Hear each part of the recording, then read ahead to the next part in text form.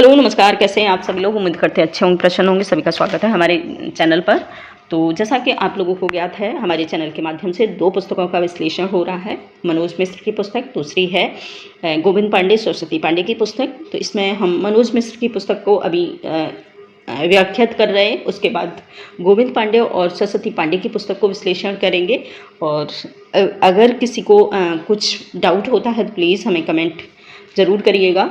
तो इसमें हमारे आदिकालीन लौकिक साहित्य चल रहे थे, इसमें हमारे कुछ पॉइंट हो चुके हैं। इसके बाद नेक्स्ट दूसरा पॉइंट आता है हमारा वसंत विलास। बहुत ही महत्वपूर्ण रचना है आदिकालीन की, जिसका नाम है वसंत विलास। ठीक है, वसंत विलास को देखेंगे।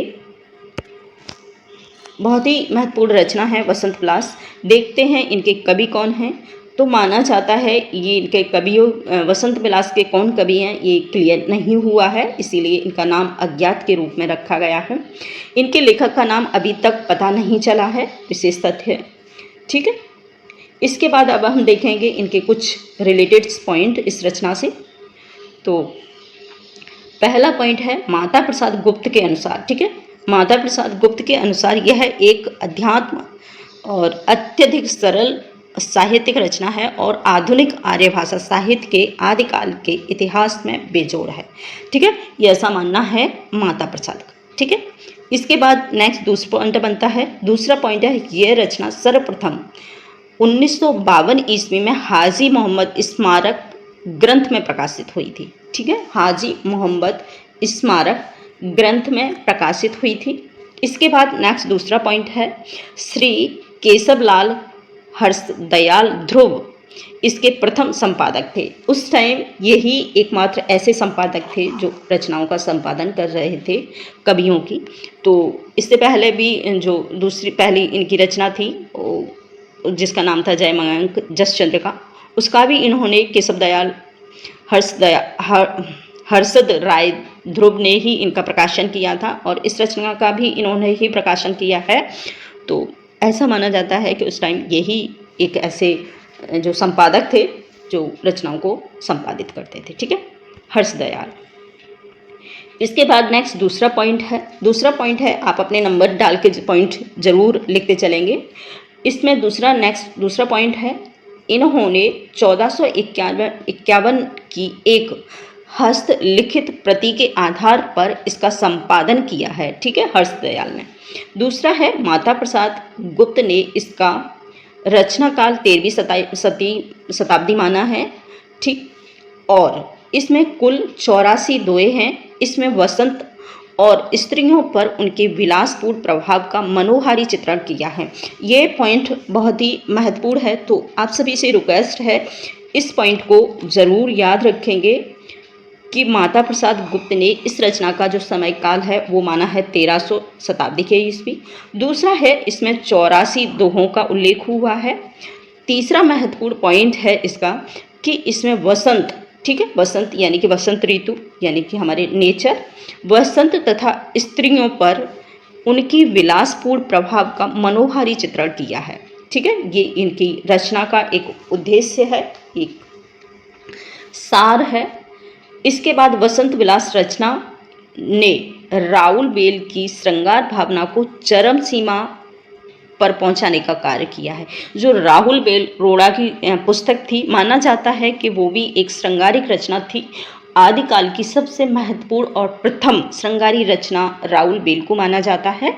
तो ऐसा माना जाता है कि जो ये रचना है वसंत विलास के आधार पर ही राहुल बेल की रचना की थी रोड़ा ने, जिसमें और श्रृंगारी रचना को चरम सीमा पर पहुंचाया था। यानी कि उसमें इतनी ज़्यादा श्रृंगारिकता थी कि उसका जो अति से ज़्यादा थी। ठीक है, इस रचना में एक ओर कोकिल कुंज और दूसरी ओर पति युक्ता युवती का विलास चित्रण किया है। ठीक है, एक तो इन्होंने नेचर का और दूसरी जो शादीशुदा युवतियां हैं उनका। ठीक है, ऐसा नहीं है कि मतलब कन्याओं का जिनका विवाह नहीं हुआ है यानी कि यौवनायुक्त स्त्रियों का इन्होंने उल्लेख नहीं किया है। इन्होंने वसंत विलास में उन स्त्रियों का उल्लेख किया है जो शादीशुदा हैं। ठीक है, तो शादीशुदा युवतियों का इन्होंने उल्लेख किया है, वो भी उनकी विलासिता का चित्रण किया है, ठीक है। दूसरा है देखकर, यह देखकर विधुर जन वियोगिनी नारियां किशोर मदन का मंदिर कुंज मन में अनुभव करती हुई कांपने लगती हैं। यानी कि वो इतने ज़्यादा उत्सुक हो जाते हैं, इतने ज़्यादा मतलब वशाभूत हो जाते हैं इस रचना को पढ़ने के बाद, जैसे विधुर लोग हैं जिनके पास स्त्रियां नहीं हैं, इनकी स्त्रियां मर गई हैं या इनकी शादी नहीं हुई है, उनको विधुर लोग, या फिर वो स्त्रियां जिनके पति नहीं हैं उनके पास, या फिर किशोरी, ठीक है। इतनी ज़्यादा वासना युक्त भावनाएं इनके अंदर उबलने लगती हैं, जिसका इन्होंने इस रचना में उल्लेख किया है, ठीक है। इससे रिलेटेड कुछ शब्द हैं। छड़ी परी कोयल कूंजई, पूंजई युवती मडोर। दूसरी लाइन है विधुर वियोगिनी धूजई कूजई मायड़ किशोर।